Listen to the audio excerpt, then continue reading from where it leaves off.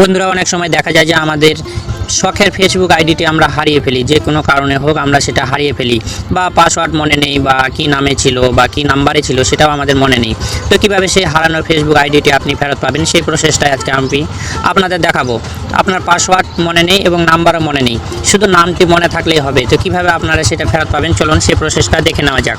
তো তার আগে ছোট্ট একটা রিকোয়েস্ট, যারা এখনও আমার চ্যানেলটি সাবস্ক্রাইব করেননি এখনই সাবস্ক্রাইব করে আসুন, যারা আগে থেকে করে রেখেছেন তাদেরকে জানাই আন্তরিক প্রীতি, শুভেচ্ছা আর অভিনন্দন। তো বন্ধুরা এটা করার জন্য আমাদের যে কোনো একটা ব্রাউজার সিলেক্ট করে নিতে হবে। আমি এখানে ক্রোম ব্রাউজার সিলেক্ট করে নিচ্ছি। ঠিক আছে, ক্রোম ব্রাউজার সিলেক্ট করে নিয়ে সার্চ বক্স আসবে, সার্চ বক্সে গিয়ে আপনারা লিখবেন mfacebook.com। ঠিক আছে, এই যে দেখুন আমি এখানে লিখছি mfacebook.com। তারপর ডান সাইডে লক্ষ্য করুন এখানে ডেস্কটপ সাইটটা কিন্তু এখানে ওপেন করে নেবেন। ঠিক আছে, এই যে আমি উপরে লিখেছি mfacebook.com, আপনারা কিন্তু এই লেখাটা লিখে দেবেন। লেখার পর সার্চ করবেন এবং ডান সাইডে থ্রি ডটে ক্লিক করে ডেস্কটপ ভার্সনটা অন করে নেবেন। অন করার পর প্রথমে যেই লেখাটা আসবে লগ ইন টু ফেসবুক, ঠিক আছে, এর উপরে টাচ দেবেন। আমি টাচ দিয়ে দিলাম। এভাবে আমাদের সামনে কিন্তু ইন্টারফেসটা ওপেন হবে।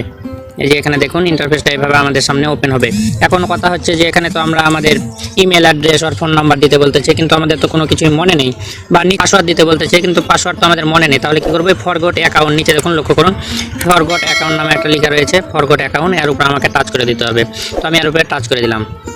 টাচ করে দেওয়ার পরে এখানে বলছে ফাইন্ড ইওর অ্যাকাউন্ট। ঠিক আছে, উপরে লেখা রয়েছে ফাইন্ড ইওর অ্যাকাউন্ট এবং ইমেল অ্যাড্রেস আর মোবাইল নাম্বার, কিন্তু আমাদের তো ইমেল অ্যাড্রেস বা মোবাইল নাম্বার কোনোটাই মনে নেই, বা পাসওয়ার্ডও মনে নেই।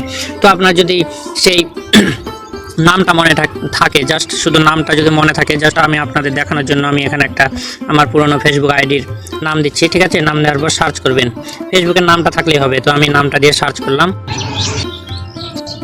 বন্ধুরা লক্ষ্য করুন শ্রীনারায়ণ মালাকার লিখে আমি সার্চ করার সঙ্গে সঙ্গে এখানে কয়েকটা আইডি আমাকে দিয়ে দিয়েছে। এখানে বলতে ডান দিকে লেখা উঠেছে দিস ইজ মাই অ্যাকাউন্ট। তো এর মধ্যে যদি আমার অ্যাকাউন্টটা না থাকে তাহলে এখানে আরও মানে মর লেখা থাকবে নিচে, বা অ্যাকাউন্টটা থাকবে। যদি আমার এটা উপরেরটা আমি ফেরত পেতে চাই তাহলে উপরের অ্যাকাউন্টটা আমাকে দিস ইজ মাই অ্যাকাউন্ট এর উপরে আমাকে টাচ করতে হবে। ঠিক আছে, তো আমি আপনাদের দেখানোর উদ্দেশ্যে এর উপরে টাচ করতেছি, আপনারা এভাবে কিন্তু দেখে দেখে করে নেবেন।